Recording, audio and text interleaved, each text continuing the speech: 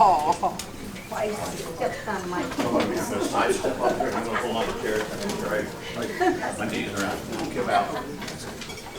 Thank you all for having me. I mean, this is like really an honor. I appreciate being here so much. Kind of your words. And Lisa, I've got to hand it to you. You stood up there Saturday. Speak up, You got Rob. heckled, and you stood there with such courage to finish your report. Thank you.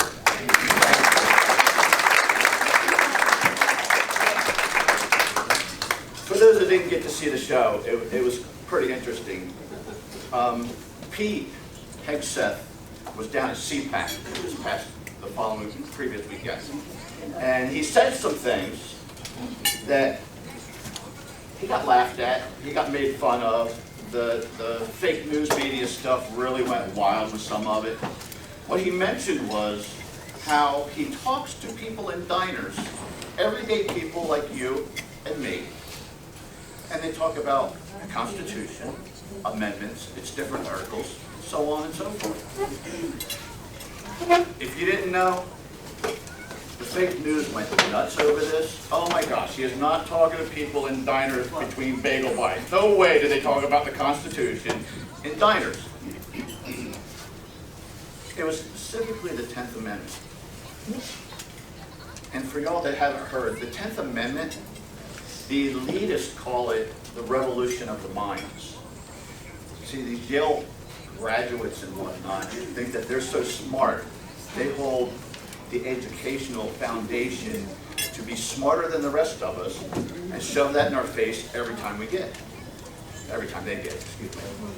But it pissed me off. Sorry, I'm going to say some things that just, and pardon me if I get a little loud because I get passionate about some of the things that I talk about.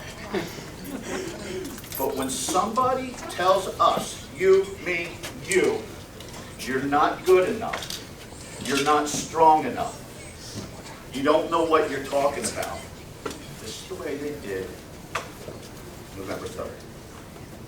How many people here think Joe Biden won fairly? None. Nobody's raising their hand. Yeah, I agree. I agree. And you know what? I never got off my rear end to do anything politically until November 4th. I was so pissed. I was so upset. But I got so tired of screaming at the TV, shaking my fist at it, and nothing happening. I used to watch Hannity every night, Mark Levin every Sunday. Loved it. Great shows. They know what they're talking about. But it wasn't doing any good. Dustin, is there a table right next to Dustin? So the next day, because I already knew of it, I signed the petition for Convention of States. And I'll get to more of it for later for anybody that doesn't know anything about it yet. Dustin. I have a hush puppy basket and calamari. I want to give it away. Say this for the table with Dustin. Does anybody have hush puppies and calamari? Hush puppies and calamari. Dustin, There we go. where are you? With the burger on a bun, we will run. All right. Home Barker? Okay. Right here. Sorry. No, they don't have any. This isn't. It's all good. It's all good. We all got to work. We all got to do things. We all got to take care of business. But that's exactly what I mean. I got up that next day and I said, Dad, nugget. Yeah, thank you very much. I'm going to start taking care of business because I looked at it. We talk about being conservatives. We talk about being responsible and teaching personal responsibility. I let myself down. I let my kids down. I let everybody else down. I let this whole state down. Yeah, I voted. Sure, I voted. But you know what? Over the past several years, as my kids were growing up, I didn't realize how bad it was getting.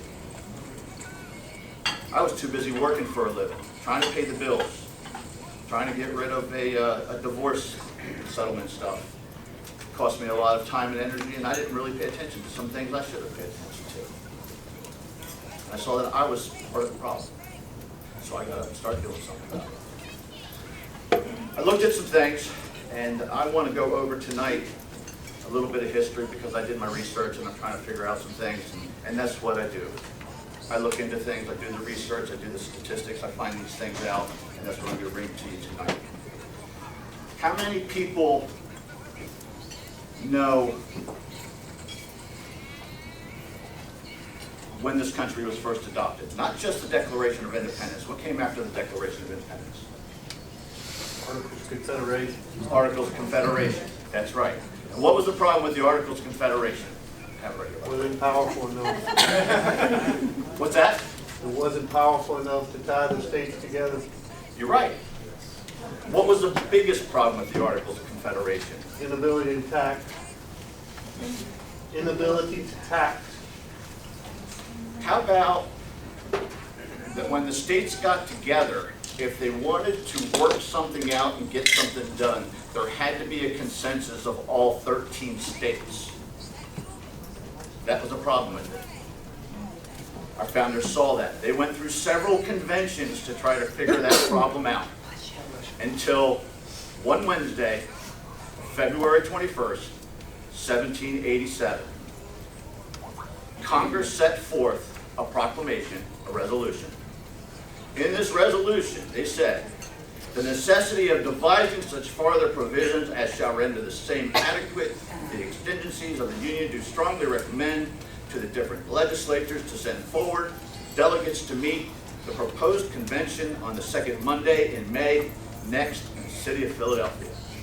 That it be recommended to the states composing the Union that a convention of representatives from said states respectively be held and for the purpose of revising the Articles of Confederation and perpetual union between the United States of America, reporting to the United States in Congress, assembled, and to the states, respectively such, alterations and amendments of the said Articles of Confederation as a representative met in such convention shall judge proper and necessary to render them adequate for the preservation and support of the Union. Anybody know what that was?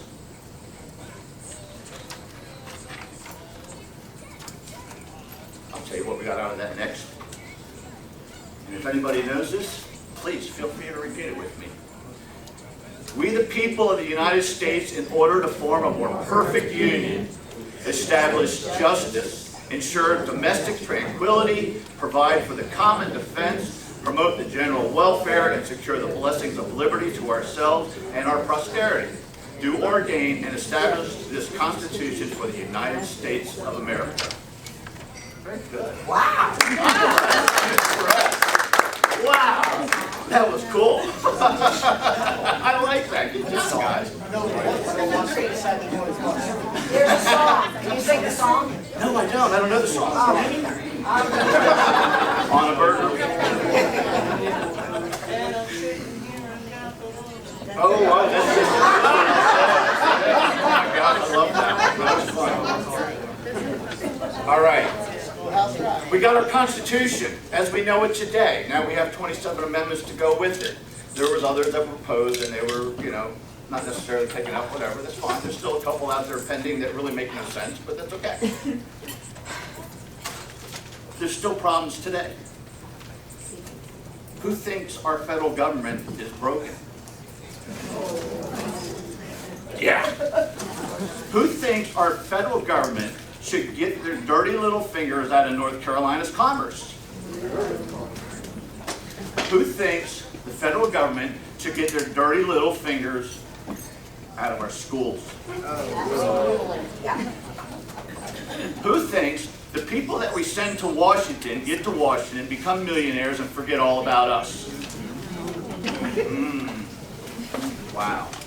You think in Washington they'll ever fix these problems? Do you think they have the energy to do it? Do you think they have the will to do it? Or do you think they sit there and look down upon us and say, you don't know as good as me? Well, right here, I'm going to give you the information that you need.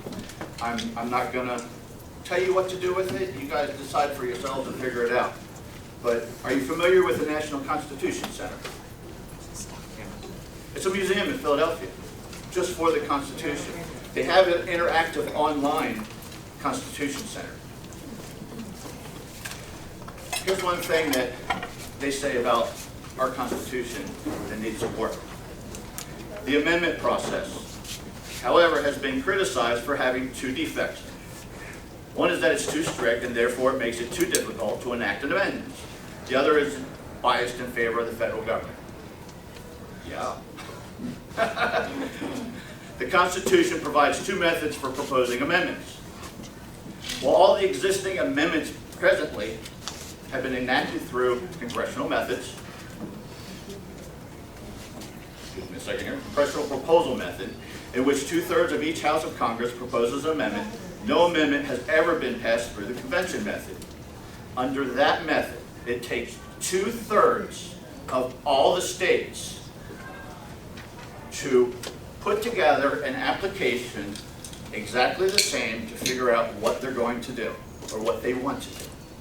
They have to present that to Congress. Once they have 34 states, then Congress has to call the convention. Okay? The convention method was an essential part of the original Constitution. The drafters of the Constitution recognized that the congressional proposal method was controlled just by the federal government. Consequently, it could not be relied upon to reform the federal government and its abuses. Believe it or not, that's in the National Constitution Center. They're the ones saying this. Many people say that the convention method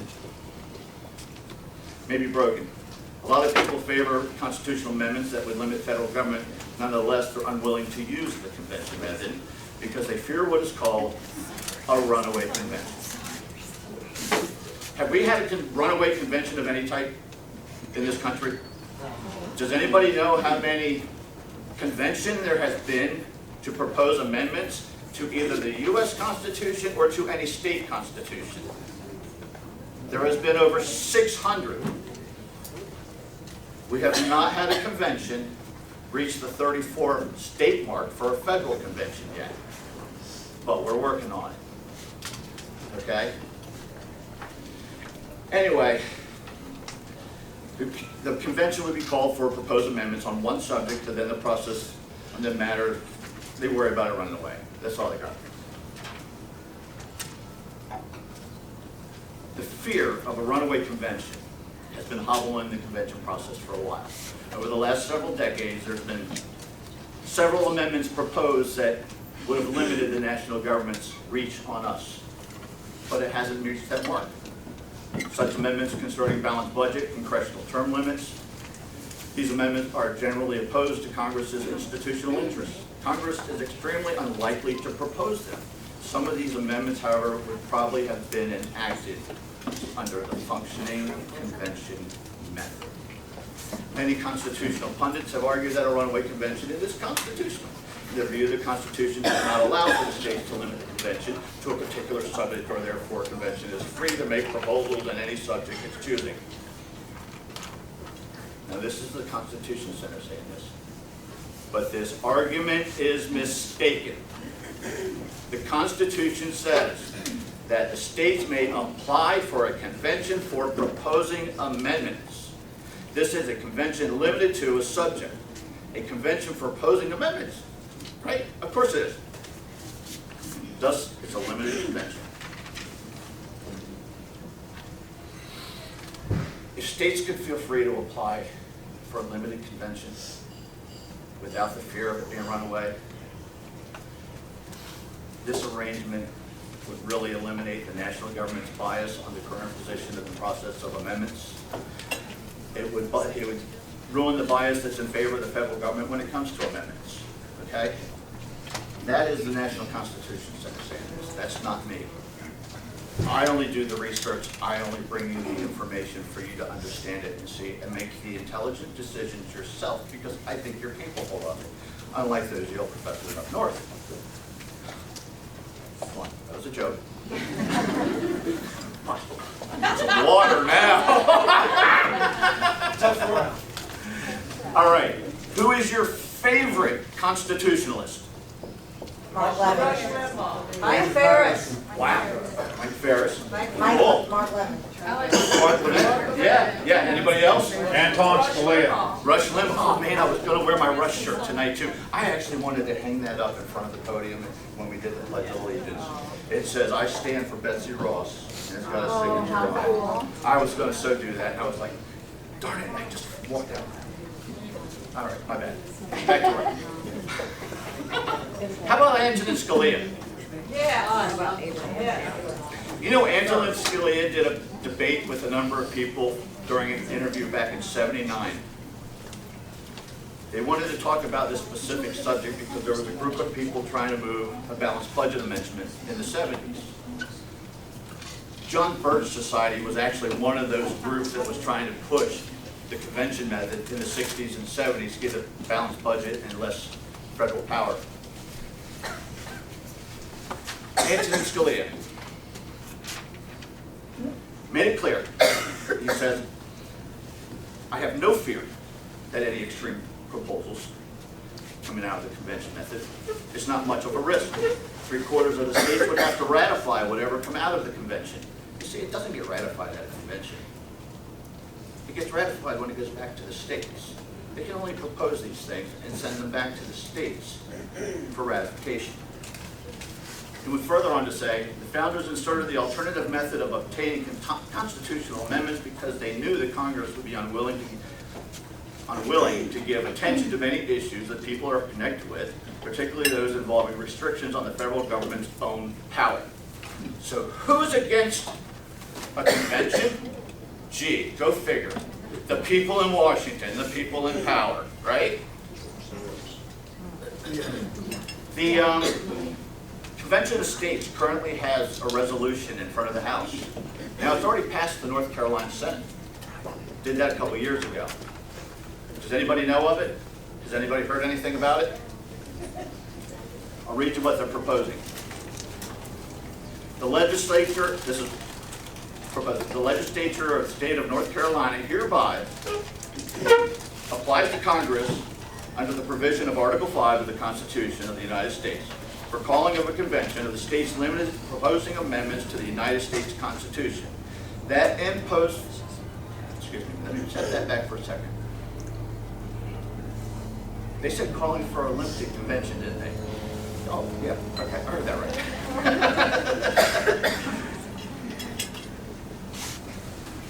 Amendments to the Constitution that impose fiscal restraints on the federal government, limit the power and jurisdiction of the federal government, and limit the terms of the office for its officials and for members of Congress. 3 things. That's it.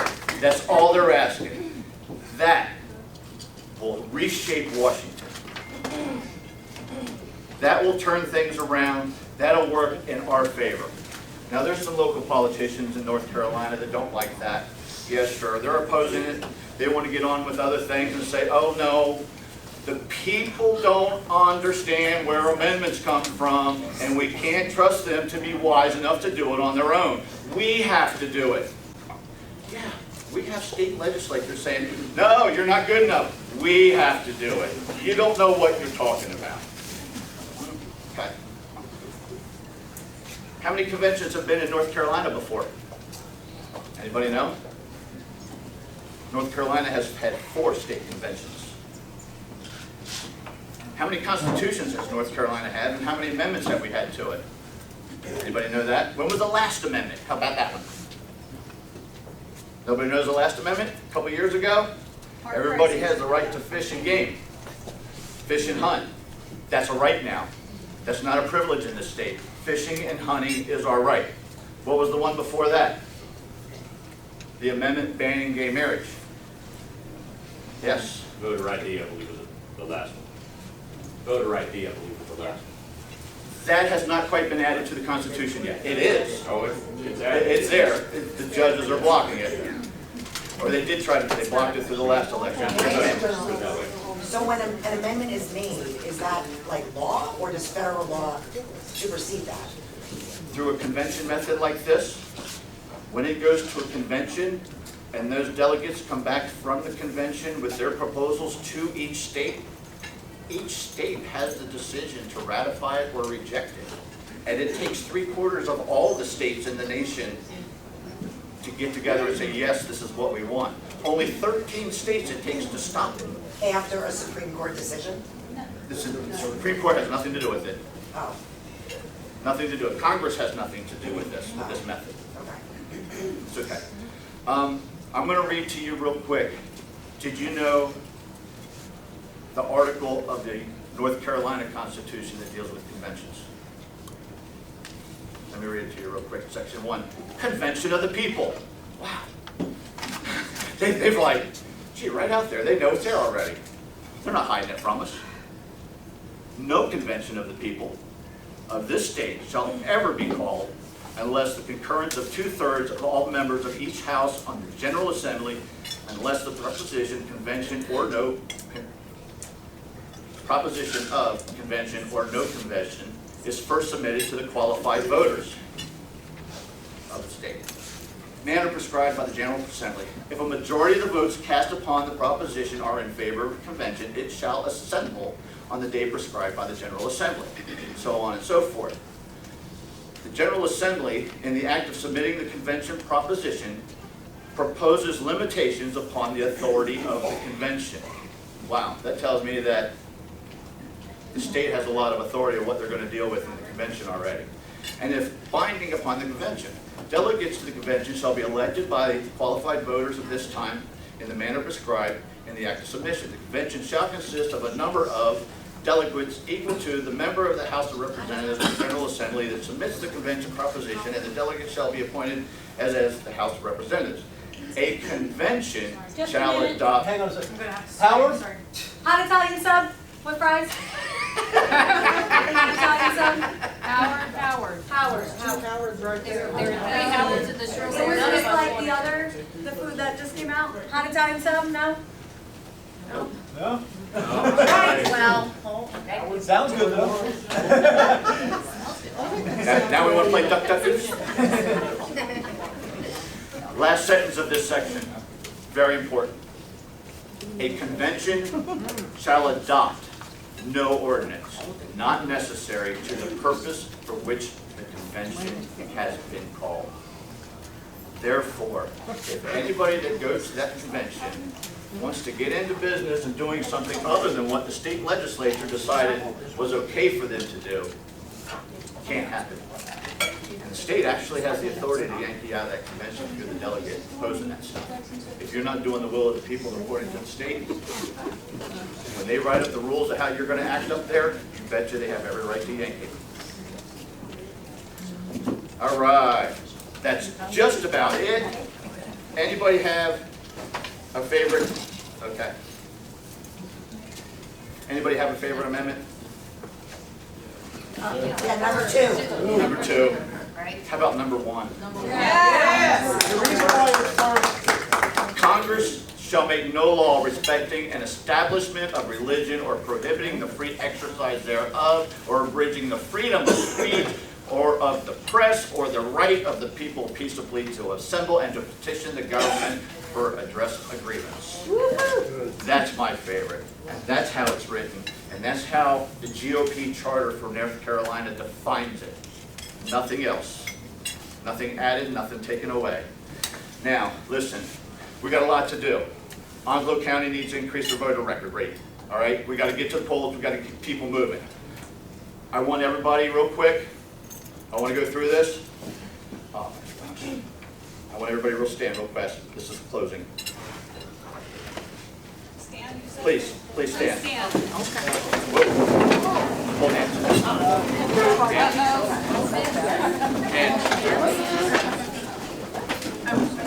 I know you all know this. Okay. All right.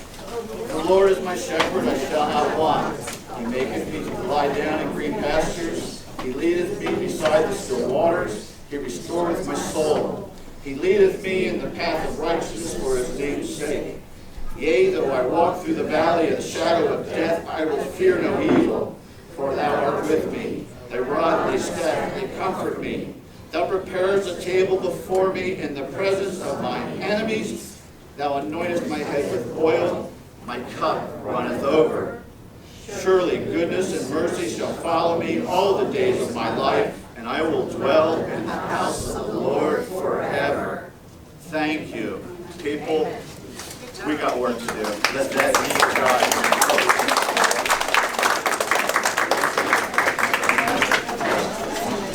Thank you, Ron, for sharing.